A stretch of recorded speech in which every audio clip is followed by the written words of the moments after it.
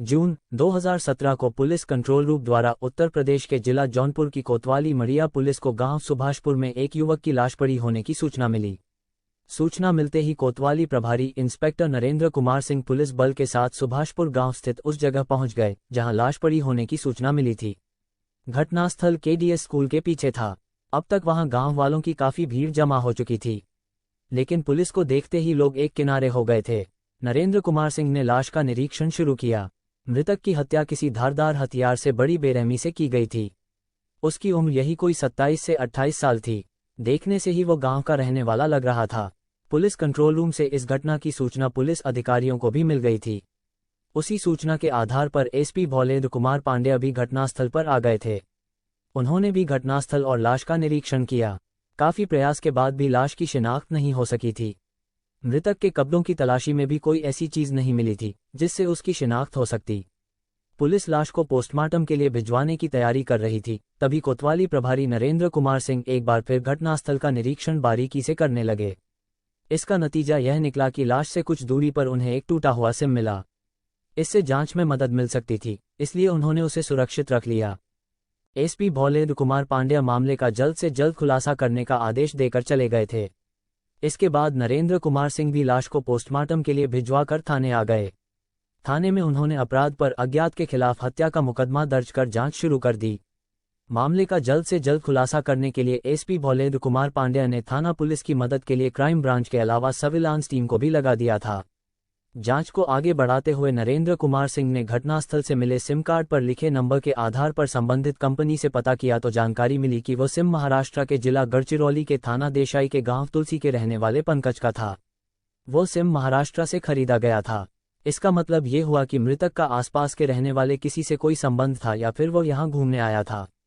उसका किससे क्या संबंध था, ये पता करने के लिए पुलिस ने नंबर पता करके उसकी कॉल डिटेल्स निकलवाई तो उस नंबर से अंतिम नंबर पर जिससे बात हुई थी उसका नाम सत्यम था। 13 जून को सत्यम की पंकज से कई बार बात हुई थी। यही नहीं, उसके नंबर की लोकेशन भी 13 जून को घटनास्थल की पाई गई थी। अब शक की कोई गुंजाइश नहीं रही। नरेंद्र कुमार सिंह ने सत्यम के नंबर को सर्विलांस पर लगवाकर उसकी लोकेशन पता कराई, क्योंकि फोन करने पर उसे शक हो जाता और फरार हो सकता था। सर्विलांस के आधार पर ही उन्होंने 24 जुलाई 2017 की सुबह इटाई बाजार के आगे नहर की पुलिया के पास से सत्यम और उसके साथ एक युवक तथा एक युवती को गिरफ्तार कर लिया। तीनों एक मोटरसाइकिल से कहीं जा रहे थे। बाद में पूछताछ में पता चला कि तीनों कहीं दूर भाग जाना चाहते थे, जिससे पुलिस उन्हें पकड़ न सके। तीनों को थाने लाकर पूछताछ की गई तो उन्होंने अपने नाम सत्यम उर्फ छोटू गौड़, सचिन गौड़ उर्फ चिंटू और रूपाली बताए। इनमें सत्यम और सचिन वाराणसी के थाना फूलपुर के गांव करियाव के रहने वाले थे। युवती का नाम रूपाली था। वो मृतक पंकज उर्फ प्रेम उर्फ बबलू की पत्नी थी। वो महाराष्ट्र के जिला गढ़चिरौली के थाना देसाई के गांव तुलसी की रहने वाली थी। पुलिस ने तीनों से पूछताछ शुरू की तो थोड़ी ही लाहवाली के बाद उन्होंने पंकज की हत्या का अपना अपराध स्वीकार कर लिया। पुलिस ने उनकी मोटरसाइकिल जब्त कर ली थी। इसके बाद इनकी निशानदेही पर हत्या में प्रयुक्त चाकू, दस्ताने भी बरामद कर लिए गए थे।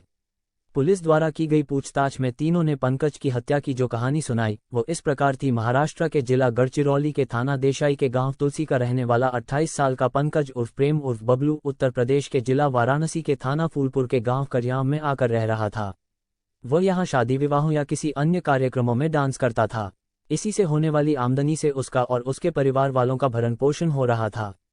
वो डांस करके इतना कमा लेता था कि उसका और उसके परिवार का गुजारा आराम से हो रहा था। रूपाली ने उस समय वादा किया कि अब वो फिर कभी ऐसी गलती नहीं करेगी। पंकज ने भी उसकी बात पर विश्वास कर लिया। माफ करना उसकी मजबूरी भी थी। आखिर उसे भी तो अपना घर बचाना था। उसे लगा कि गलती सभी से हो जाती है, रूपाली से भी हो गई। अब संभल जाएगी, लेकिन रूपाली संभली नहीं। कुछ दिनों तक तो वह सत्यम से बिल्कुल नहीं मिली, लेकिन धीरे धीरे दोनों लोगों की नजरें बचाकर फिर चोरी चुपके मिलने लगे। रूपाली पंकज से ऊब चुकी थी। वह पूरी तरह से सत्यम की होकर रहना चाहती थी, इसलिए वह जब भी सत्यम से मिलती एक ही बात कहती, सत्यम, अब मैं तुम्हारे बिना एक पल भी नहीं रह सकती। इस तरह छिप छिप कर मिलना मुझे अच्छा नहीं लगता। मैं पूरी तरह तुम्हारी होकर रहना चाहती हूँ। चलो हम कहीं भाग चलते हैं। मैं भी तुम्हारे बिना नहीं रह सकता रूपाली, लेकिन थोड़ा शांति से काम लो। देखो मैं कोई उपाय करता हूँ। जवाब में सत्यम कहता। सत्यम उपाय सोचने लगा। उसने जो उपाय सोचा उसके बारे में एक दिन रूपाली से कहा, रूपाली, क्यों न हम पंकज को हमेशा हमेशा के लिए रास्ते से हटा दें। न रहेगा बांस और न बजेगी बांसुरी। रूपाली पहले तो थोड़ा हिचकिचाई, लेकिन उसके बाद धीरे से बोली, कहीं हम पकड़े न जाएं? इसकी चिंता तुम बिल्कुल मत करो, उसे तो मैं ऐसा निपटा दूंगा कि किसी को कानो कान खबर नहीं होगी, सत्यम ने कहा। इसके बाद सत्यम ऐसा मौका ढूंढने लगा जब वो अपना काम कर सके। 12 जून 2017 को पंकज को कार्यक्रम में डांस करने के लिए थाना मडियाहू के गांव सुभाषपुर जाना था। वो अपनी पार्टी के साथ निकल भी गया। पंकज के घर से निकलते ही रूपाली ने सत्यम को बता दिया। चूंकि वाराणसी और जौनपुर की सीमा सटी हुई है और मडियाहू तथा फूलपुर के बीच की दूरी तकरीबन 40 किलोमीटर है, इसलिए सत्यम रूपाली के सूचना देते ही अपने साथी सचिन के साथ सुभाषपुर गांव के लिए निकल पड़ा। आधी रात के बाद लोगों की नजरें बचाकर सत्यम ने बहाने से पंकज को गांव के बाहर केडीएस स्कूल के पीछे बुलाया और सचिन की मदद से चाकू से उसकी हत्या कर दी।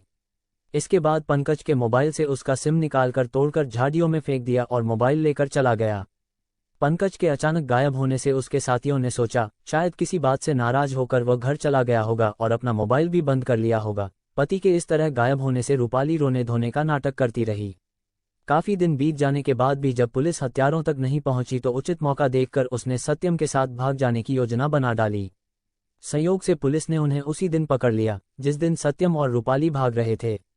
मामले का त्याग रूपाली और सत्यम को मिला क्या? पंकज तो जान से गया, लेकिन अब उन दोनों की जिंदगी भी अब खुलासा होने के बाद पुलिस ने अज्ञात की जगह सत्यम, सचिन और रूपाली को नामजद कर तीनों को अदालत में पेश किया, जहां से सभी को जेल भेज दिया गया।